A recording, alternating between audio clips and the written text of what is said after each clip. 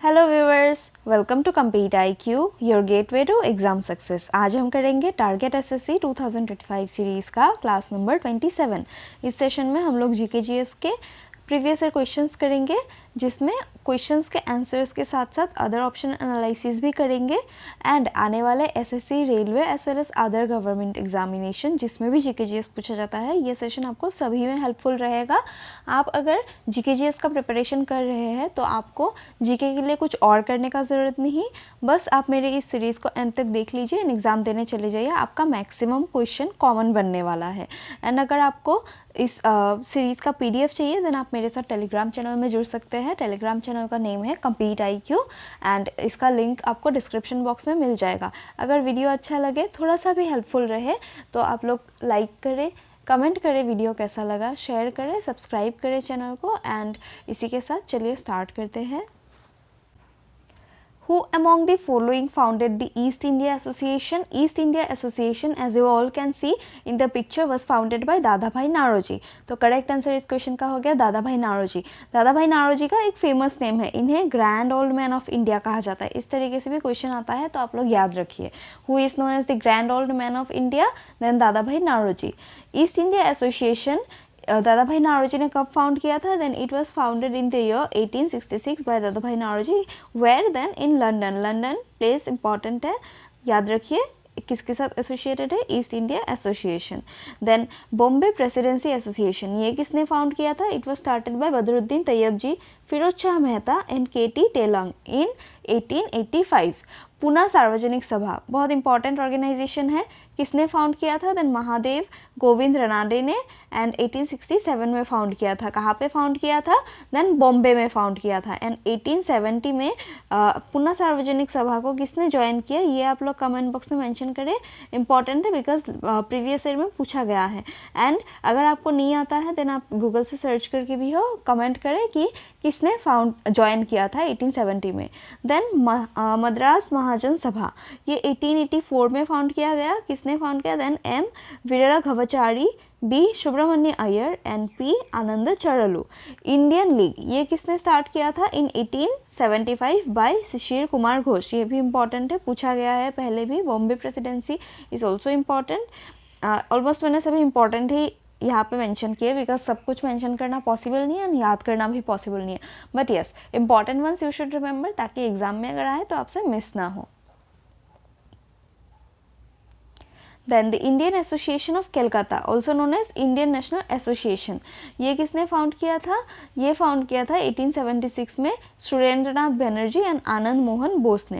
Then 1851 में land holders society and the Bengal British India Society merge करके British India Association found हुआ था। British India Association कब found हुआ? 1851 में। Which among the following is not one of the 4 locations of Kumbh Mela? देखिए 2025 में महाकुंभ हुआ, जो कितने सालों बाद हुआ? ऑलमोस्ट 144 ईयर्स, ऑलमोस्ट क्या 144 ईयर्स बाद हुआ। क्यों? 12 राउंड्स जुपिटर ने अपने कंप्लीट किए 12 टाइम्स, तो इस वजह से कुंभ मेला जो है महाकुंभ था ये 2025 वाला। कुंभ मेला इन 4 लोकेशंस में से किस में नहीं होता है पूछा गया है? देन उज्जैन, हरिद्वार एंड प्रयागराज, इन तीनों प्लेसेस में होता है। What is the name of the other place where Kumbh Mela occurs? Is Nashik. इन 4 प्लेसेस में कुंभ मेला हर 12 साल में होता है, 3-3 साल के रेपिटेशन में 4 जगहों पे। एंड वाराणसी इंपॉर्टेंट प्लेस है, religious important place, but Varanasi में कुंभ मेला नहीं ऑर्गेनाइज होता है। तो करेक्ट आंसर इस क्वेश्चन का हो गया वाराणसी। इसी के साथ कुछ अदर इंपॉर्टेंट पॉइंट्स देख लेते हैं। मैंने ऑलरेडी बताया 12 ईयर्स आफ्टर 3 ईयर्स के राउंड में। अर्ध कुंभ किसे कहा जाता है? देन 6 ईयर्स वाले जो 6 ईयर्स बाद होता है उसे कहा जाता है अर्ध कुंभ, एंड जो 12 ईयर्स में कंप्लीट होने के बाद होता है उसे कहा जाता है पूर्ण कुंभ, एंड 3 ईयर्स में कुंभ मेला। कुंभ मेला का मेजर पिलग्रिमेज साइट है एंड हर 3 साल में 4 लोकेशंस में होता है, प्रयागराज, इलाहाबाद। ये किस रिवर के बैंक में सिचुएटेड है ये भी पूछा जाता है। प्रयागराज जो आपका संगम है 3 रिवर्स का, that is Ganga, Yamuna and Saraswati river. इन तीनों रिवर्स का संगम जो है होता है प्रयागराज में, इसी के बेसिन में या तो फिर बेस में आपका प्रयागराज बसा हुआ है एंड इसे इसी वजह से त्रिवेणी भी कहा जाता है। देन हरिद्वार सेकंड प्लेस है जहाँ पे होता है कुंभ मेला एंड किस रिवर के बैंक में, देन गंगा रिवर के बैंक में। उज्जैन द थर्ड प्लेस, किस रिवर बैंक में, शिप्रा रिवर बैंक में। And Nashik located on the bank of Godavari river. This 4 places are important pilgrimage sites for the Hindus because इन चारों लोकेशंस में कुंभ मेला होता है। एंड महाकुंभ कहाँ पे होता है, देन प्रयागराज में होता है। देखिए मैंने ऑलरेडी ये सब बता दिया है, तो आप लोग देख लीजिए। देन कुंभ मेला किस वजह से होता है, ये पार्शियल या तो फिर फुल रिवोल्यूशन ऑफ जुपिटर से एसोसिएटेड है, प्लैनेट याद रखिए। देन प्रयागराज में जो हुआ था ये 2025 में। एंड ये जो कुंभ मेला होता है ये वर्ल्ड का लार्जेस्ट कॉन्ग्रेगेशन है रिलीजियस पिलग्रिम्स का, ये भी पॉइंट आप लोग याद रखिए। एंड कुंभ मेला को UNESCO representative list of intangible cultural heritage में कब जोड़ा गया था, 2017 में। Where did Lord Mahavira attain salvation, Lord Mahavira ने सल्वेशन कहाँ पे अटेन किया, मोक्ष की प्राप्ति कहाँ पे की। देन पावापुरी में इनका डेथ हुआ था, वहीं पे इन्होंने मोक्ष प्राप्ति की। ये देख सकते हैं पावापुरी में ये टेम्पल बहुत फेमस टेम्पल है, Jain tirthankaras, that is the 24 तीर्थंकर लॉर्ड महावीरा ने यहीं पे अपना सल्वेशन अटेन किया था। एंड जैन्स के लिए ये बहुत इंपॉर्टेंट पिलग्रिमेज साइट है। इसी के साथ अदर इंपॉर्टेंट पॉइंट्स देख लेते हैं। किस एज में इन्होंने डेथ हुआ था इनका, या तो फिर इनको मोक्ष मिला 72 ईयर्स में। एंड इसी डेथ के बाद ओरिजिनेट हुआ Jain religion in Pawapuri location में। देन पावापुरी किस जगह पे मतलब किस स्टेट में है, then it is located in the state of Bihar, Nalanda district में है पावापुरी एंड सेक्रेड प्लेस है। देन जल मंदिर, अभी जो पिक्चर में आप लोगों ने देखा वो है जल मंदिर या तो फिर water temple, also known as Appapuri. It is the very famous temple in Pawapuri. Then Mahavira, also known as Vardhamana, कब इनका born हुआ था, 540 में बिहार में Vaishali. Vaishali is the place, पूछा जाता है बहुत बार, याद रखिए। महावीरा के कुछ इंपॉर्टेंट टीचिंग्स हम लोग देख लेते हैं। इन्होंने 4 इंपॉर्टेंट प्रिंसिपल्स जो ऑलरेडी थे जैन रिलीजन में, उसमें एक और ऐड किया था, और 5 मेन प्रिंसिपल्स है। Ahimsa, that is non violence, satya, truth, asteya, non stealing, brahmacharya, chastity and aparigraha, non attachment. ये 5 जो रूल्स है ये बहुत ही ज़्यादा स्ट्रिक्टली फॉलो किए जाते हैं in Jain religion. Principles of Anekantavada, many sided reality, कौन कौन से हैं, then Syadvada and Nayavada. Then the teachings compiled by Jain Tirthankara के जो टीचिंग्स है उसको किसने कंपाइल किया था, Indrabhuti Gautam. Also the compilations are known as Jain Agamas. Jain religion को सबसे ज़्यादा प्रोपेगेट किसने किया था, सबसे ज़्यादा फेमस हुआ महावीरा ने प्रोपेगेट किया था, लॉर्ड महावीरा ने। इनके टाइम पीरियड में सबसे ज़्यादा लोगों ने जैन रिलीजन को फॉलो किया। एंड जैन रिलीजन में जैन जो है ये जीना वर्ड से डिराइव हुआ है, विच मीन्स कन्क्वेरर। ये इंपॉर्टेंट क्वेश्चन है, पूछा जाता है। एंड टोटल कितने तीर्थंकर थे, 24 तीर्थंकर थे, जिसमें से फर्स्ट तीर्थंकर कौन थे, वो थे Rishabhanatha. And 24th and last तीर्थंकर कौन थे, देन वो थे Mahavir. The first Buddhist council is said to have been patronized by, first Buddhist council किसने पेट्रोनाइज किया था, then it was patronized by Ajatashatru. तो करेक्ट आंसर इस क्वेश्चन का हो गया Ajatashatru patronized the first Buddhist council almost after 100 years of death of Lord Buddha। And ये कब से कब तक हुआ, देन 543-542 BC में हुआ according to Theravada tradition in Rajgir या तो फिर राजगृह, जो प्रेजेंट है बिहार में लोकेटेड है। किसने ऑर्गेनाइज किया था, अजातशत्रु ने ऑर्गेनाइज किया था। टोटल 4 काउंसिल्स हुए थे बुद्धिस्ट काउंसिल।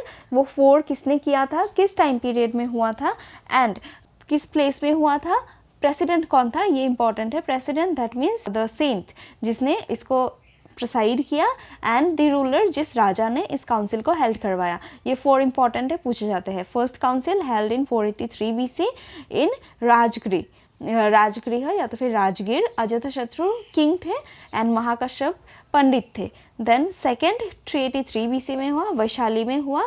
कालाशोकों ने ऑर्गेनाइज किया था, कौन थे, मॉन्क। देन सबकामी थर्ड काउंसिल कब हुआ? 250 BC में हुआ, पटालीपुत्र में हुआ, अशोका ने ऑर्गेनाइज करवाया। एंड मॉन्क कौन थे? मंगलीपुट्ट तिस्सा।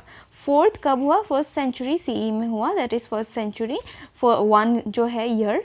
देन कश्मीर में हुआ, कश्मीर के कुंडलवन में किसने ऑर्गेनाइज करवाया? कनिष्क ने। एंड कौन थे monk? Then Vasumitra. The Deccan Plateau is a triangular shaped plateau bounded by dash range in the north. ये देखिए, ये जो प्लेचू है, डेक्कन प्लेचू है, ट्रायंगुलर शेप का है, जिसमें नॉर्थ के साइड में देखिए 2 माउंटेन रेंजेस है, सतपुड़ा एंड विंध्यास। बट जो बाउंडेड है देन वो सतपुड़ा से बाउंडेड है। तो करेक्ट आंसर इस क्वेश्चन का हो गया सतपुड़ा। अगर सतपुड़ा ऑप्शन में ना रहे then Vindhya will also be the correct answer. इस क्वेश्चन का करेक्ट आंसर हो गया सतपुड़ा। इसी के साथ वेस्ट में है वेस्टर्न घाट, ईस्ट में है ईस्टर्न घाट, एंड साउथ के साइड में इंडियन ओशन। ये 4 पॉइंट्स आप लोग याद रखिए। And also the countries of Maldives and Sri Lanka. Deccan plateau triangular mass है एंड रिवर नर्मदा के साउथ में है, दैट इज MP में पड़ता है रिवर नर्मदा। किस प्लेचू से ओरिजिनेट होता है नर्मदा रिवर? अमरकंटक प्लेचू से, उसी के साउथ में है डेक्कन प्लेचू। ईस्ट में ईस्टर्न घाट, वेस्ट में वेस्टर्न घाट, मैंने ऑलरेडी बताया। ये जो प्लेचू है डेक्कन प्लेचू, ये वेस्ट से ईस्ट की तरफ स्लोप होता है, दैट इज इस तरीके से स्लोप होता है। That is why most of the reverse जो यहाँ पे ओरिजिनेट होते हैं वो जाके बे ऑफ बंगाल में फ्लो होते हैं, ड्रेन होते हैं। एंड सतपुड़ा रेंज जो है ये नॉर्थ में है, वाइल ईस्ट में जो ईस्टर्न घाट है उसमें मेन हिल्स कौन से हैं? Then Mahadev, Kaimur hills, Maikal range. ये ईस्टर्न पार्ट में डेक्कन प्लेटू के हैं जो बॉर्डर करते हैं इसी को। ईस्टर्न घाट के ही ये सब हिल्स है। इन 3 हिल्स को आप लोग याद रखिए, पहले भी पूछा गया है ईस्टर्न घाट के कौन से हैं, एक आपको वेस्टर्न घाट का दे देगा, उसके बाद आप कंफ्यूज हो जाओगे। तो Mahadev, Kaimur and Maikal range eastern ghat, that is why मैंने इसको मेंशन किया। देन ये जो प्लेचू है डेक्कन प्लेचू, इसका एक एक्सटेंशन हमारे नॉर्थ ईस्ट में भी देखा जा सकता है, जिसमें Meghalaya plateau, Karbi Anglong plateau, north कछार हिल्स आता है। एंड नॉर्थ के तरफ ही ये जाके, नॉर्थ ईस्ट के तरफ ही छोटा नागपुर प्लेचू के साथ जाके ये मर्ज हो जाता है Deccan plateau. Then principal rivers कौन से हैं डेक्कन प्लेचू में? देन गोदावरी, कृष्णा, कावेरी, यही सब इम्पॉर्टेंट है, सबसे ज़्यादा इम्पॉर्टेंट, और भी बहुत सारे हैं, ये 3 ज़्यादा इम्पॉर्टेंट है। धूपगढ़ जो है पचमारी हिल्स में, ऑन पचमारी हिल स्टेशन एक है, ये कहाँ पे है? देन महादेव हिल्स में है, जो सतपुड़ा का हाईएस्ट पीक है। हाईएस्ट पीक कौन सा है सतपुड़ा का? धूपगढ़। कितना है? Then height 1350 metre, near Pachmarhi hill station. Pachmarhi hill station located in Mahadeo hills, जो हाईएस्ट पीक है कहाँ का? Then not highest peak actually, जो कहाँ पे लोकेटेड है? सतपुड़ा रेंज में। Western Ghat are known for their biodiversity and is a world heritage site, UNESCO world heritage site है यूनेस्को वेस्टर्न घाट्स।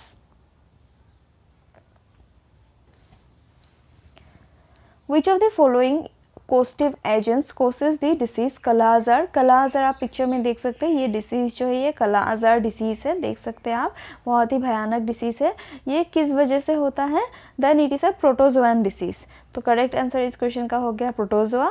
एंड किस वजह से होता है? देन स्पेसिफिकली ये एक पैरासाइट है जिसका नाम है लेशमेनिया डोनोवानी। लेशमेनिया डोनोवानी जो लेशमेनिया जेनस से बिलोंग करता है, एक प्रोटोजोआन पैरासाइट है जिसके वजह से ऐसा बीमारी होता है। बीमारी का नेम है काला आजार। ये किससे ट्रांसमिट होता है? देन सैंडफ्लाइज जब बाइट करते हैं उसके बाइट में ये बीमारी होता है। एंड सैंडफ्लाई जो है उसका साइंटिफिक क्या नेम क्या है? Then phlebotomus. कभी आपको सैंडफ्लाई के बाइटिंग से नहीं देके फ्लेबोटोमस भी दे सकता है ऑप्शन में। तो kala azar is transmitted by phlebotomus, that is the bite of female सैंडफ्लाइज।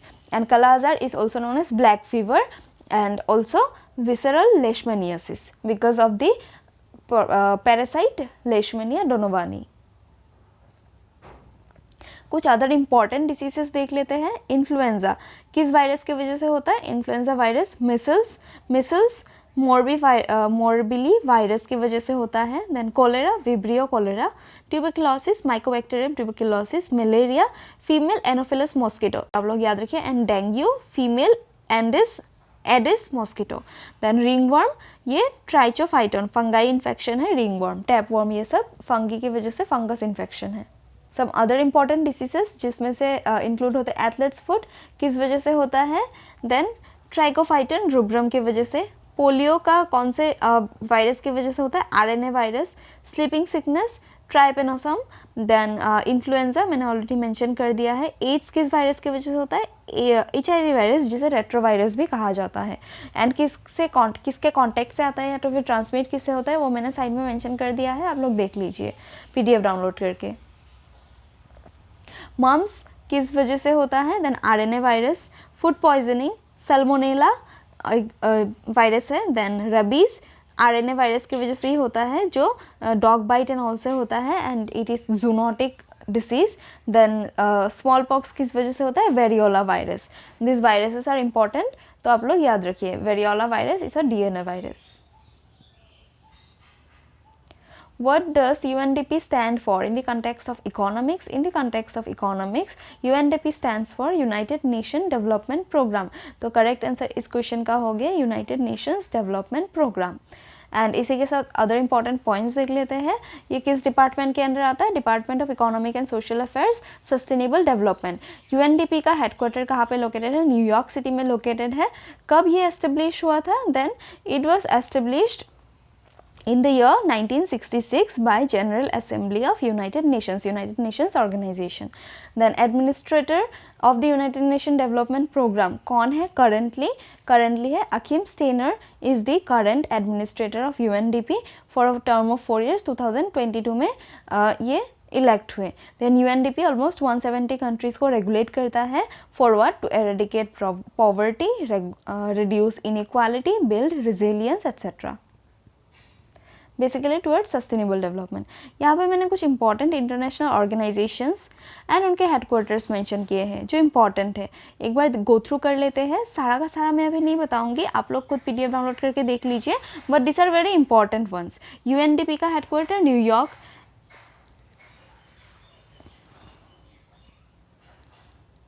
United Nation Environment Programme का हेडक्वार्टर नायरोबी, यूनेस्को का हेडक्वार्टर कहाँ पे? पेरिस में है। Then UNFCCC Germany, UNO United Nation Organisation Washington DC होगा, this will not be New York. Then World Health Organisation Geneva Switzerland, World Metrological Organisation Geneva, जो भी W से स्टार्ट होता है एंड O से एंड होता है, आप लोग याद रखिए वो जेनेवा स्विट्जरलैंड में ही उसका हेडक्वार्टर आपको मिलेगा ज़्यादातर। देन वर्ल्ड बैंक का headquarter Washington DC। Amnesty international, इसका हेडक्वार्टर कहाँ पे है? लंदन में। ये पहले एग्जाम में पूछा जा चुका है, तो आप लोग याद रखिए। APEC that is Asia Pacific economic cooperation, Singapore. ASEAN important, south east Asian nations का एसोसिएशन कहाँ पे? जकार्ता इंडोनेशिया में हेडक्वार्टर है। Then food and agriculture organisation Rome Italy में है। International atomic energy agency Vienna में है। International civil aviation organisation Montreal. International court of justice the Hague में है, ये बहुत बार पूछा गया है, याद रखिए। International labour organisation Geneva Switzerland. International monetary fund Washington. International standards organisation Geneva. Then NATO का जो हेडक्वार्टर है ब्रुसेल्स बेल्जियम में, वेरी इंपॉर्टेंट। सार्क का हेडक्वार्टर कहाँ पे? काठमांडू नेपाल। देन UNCTAD का हेडक्वार्टर कहाँ पे? Geneva. Another important OPEC that is organisation for of petroleum exporting countries Vienna में है। And OECD that is organisation for economic cooperation development Paris. This are the important organisations and their headquarters. तो आपको ये सब याद रखने हैं, because exams में कौन से पूछे जाएंगे आपको नहीं पता, तो आपको ये सब याद कर लेना है। अगर आपको कोई भी मार्क वहाँ पे स्किप नहीं करना, या तो फिर अपने ही नहीं पढ़ने की वजह से अगर वहाँ पे आपसे छूट जाए तो आपको अच्छा नहीं लगेगा, इसलिए काइंडली ये सब गो थ्रू कर लीजिए। Who is the author of the 3 act play post office? 3 act play post office जो है दैट इज पोस्ट ऑफिस, किसने लिखा था? देन आप पिक्चर में देख सकते हैं, it was written by Rabindranath Tagore. तो करेक्ट आंसर इस क्वेश्चन का हो गया Rabindranath Tagore. It is a very famous play and कब पब्लिश हुआ था? 1912 में।